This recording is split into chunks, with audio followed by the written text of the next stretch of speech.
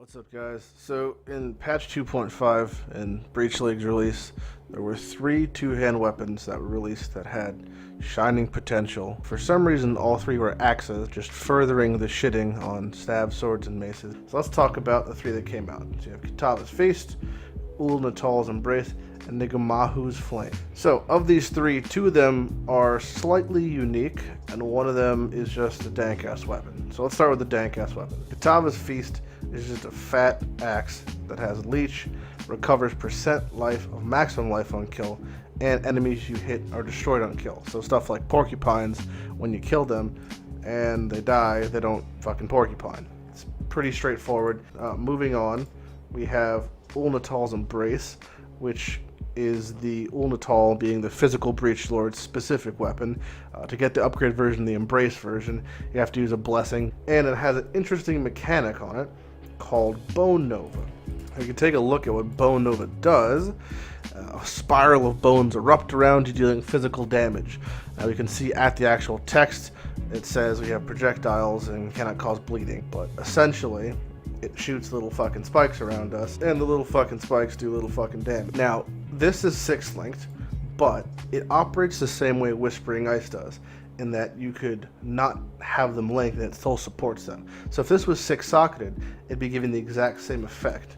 And as we can see, it has all the links supporting it, so effectively it's really a 7-link. Now, let's take a look at what Bone Nova actually does. So Bone Nova, being an on-kill effect, already puts it behind other abilities. On top of that, this axe, as you can tell, has extremely low base attack speed. It's less than a 1. So the way this functionally actually works is attacks cause bleeding and hit when doing cursed enemies. Using blasphemy, so everything around me is cursed. So ipso facto, everything I hit has bleeding on it. Now it has a chance, there's no chance, it's 100% chance, but it has a high internal cooldown. So you can see when I kill a pack, it doesn't proc 5 of them.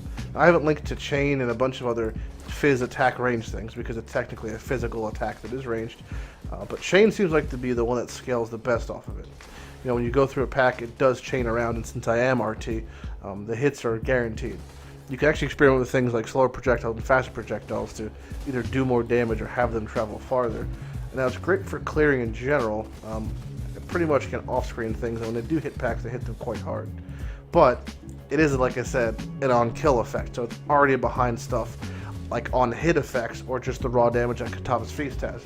Now, speaking of on-hit effect, Ngamahu's Flame. This is, again, it's an axe, they're all fucking axes, but has an interesting mechanic, which is level 16 Molten Burst on hit. Now, just like Bone Nova, these aren't things that were in the game previously, but unlike Bone Nova, when you see what Molten Burst does, you might immediately realize what it looks just like, and yep, that's Molten Strike. So effectively, and it scales the exact same way, this is level 16 Molten Strike on melee hit. It has changed the wording for whatever the fuckery. And so what this thing does is it shoots 3 projectiles. I have mine linked with GMP, so as you can see it's 3 projectiles. Again, it's the same as Molten Burst is, so it's the AoE of the small nodes, then they can get large and they do overlap. So scaling increased AoE versus conk effect is a kind of choice up to you. And then it has its projectile, so again, scales of projectile speed. Faster projectile means they're going to travel farther. Slower projectile means they'll travel in a tighter circle but do more damage. Wed, because it is weapon elemental damage. GMP, we want more. Increased AoE for the overlapping. Fire pen, because it's mostly fire damage. But the reason the fire damage is so important, if you look at the weapon, 50% of fizz is converted to fire, and we get 20% fire pen, which is a decent amount. So, first thing that comes to mind is that you're converting half your fizz to fire. Well, let's convert the other half and just make it a full fire build, and that's what you do with the other Zoff amulet, the Zoff item, Zoff's Blood, which is the upgraded Zoff's amulet. Avatar Fire, which converts the other half of our fizz into fire. And this is the same as the node on the tree. So if we just look up here, that's what Avatar Fire does. 50% of fizz, cold, lightning, convert to fire, and deal no non-fire damage. Now this is kind of a kick in the ass when you have stuff like Headsman, because we have reduced physical damage taken. We don't do any physical damage anymore. Now the other thing is it says covers enemy in ash when they hit you. I don't see a visual cue of it, but essentially what it does is it makes them take 20% more damage from fire and 20% slower movement speed. So this is a great buff to apply, so it helps for single target fights, helps boost your single target damage. But to come back to the first point, this is a 20% chance to attack with it on melee hit. Now, this weapon is a 1.4 weapon. Attack speed scaling it incredibly well. Now, the only thing I would change on Tree, and I wouldn't change anything on Tree for either of these two. These are essentially classic Cyclone builds or classic two-hand RT.